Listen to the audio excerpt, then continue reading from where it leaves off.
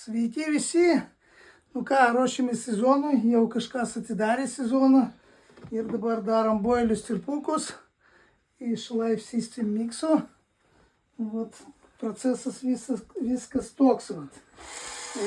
Darėm, sumaišėm miksą. Dabar darom 20 boiliukus.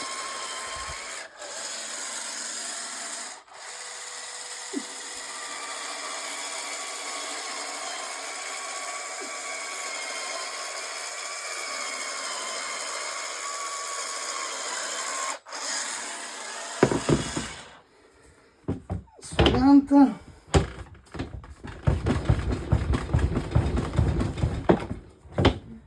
O tokie boiliukai išeina. Ir juos dabar džiovinsim džiovykloj ir bus čia mum varžybom.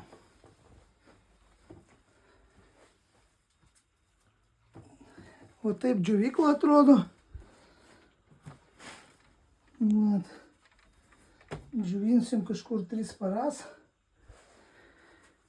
Ir manau, kad bus gerai.